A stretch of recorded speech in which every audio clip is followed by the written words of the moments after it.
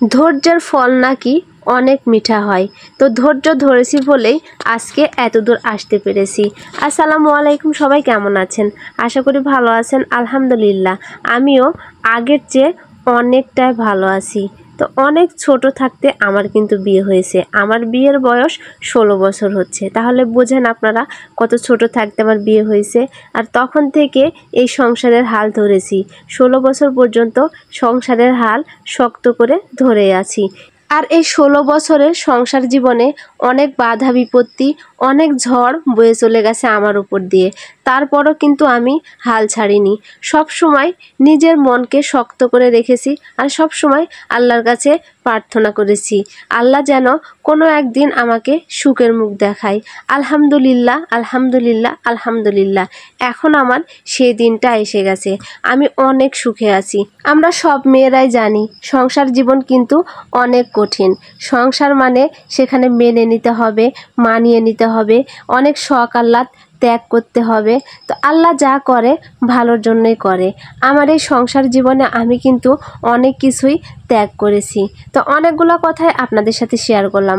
অবশ্যই আমার এই 16 বছর সংসার জীবনের কি কি কষ্ট দুঃখ আমার জীবনের উপর দিয়ে বয়ে গেছে সবগুলোই আপনাদের সাথে আমি কিন্তু আস্তে আস্তে শেয়ার করব। তো আজকে আপনাদের ভাইয়া বাজার থেকে বড় বড় 3টা মাছ আনছে। আর মাছগুলো আনছে সন্ধ্যার একটু আগে। আর এই মাছগুলো কেটে ধুয়ে পরিষ্কার করতে করতে আমার কিন্তু সন্ধ্যা লেগে গেছে। কোনো রকম কষ্ট করে বসে থেকে মাছগুলো কেটে ধুয়ে পরিষ্কার করে নিলাম। তো এখন মাছগুলো প্যাকেটিং করার পালা। তো আজকে এই টাটকা মাছ দিয়ে আমি পালং শাক রান্না করব। পালং শাকে নাকি প্রচুর আয়রন, সেজন্য ডাক্তার আমাকে পালং শাক খেতে বলেছে। আর এদিকে দেখেন আমি একদিনও পালং শাক খাইনি, আজকেই প্রথম পালং শাক রান্না করছি।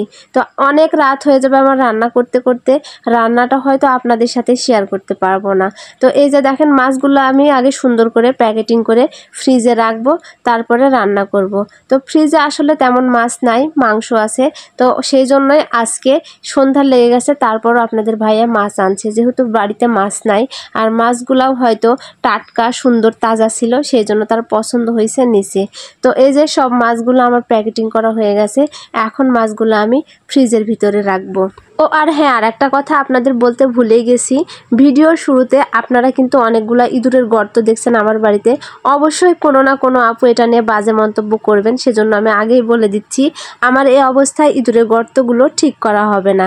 অনেকেই বলছে যে প্রেগনেন্সি অবস্থায় নাকি ইঁদুরের গর্ত ঠিক করা হয় না। তো সেজন্য আমি এগুলো ঠিক করতে পারিনি।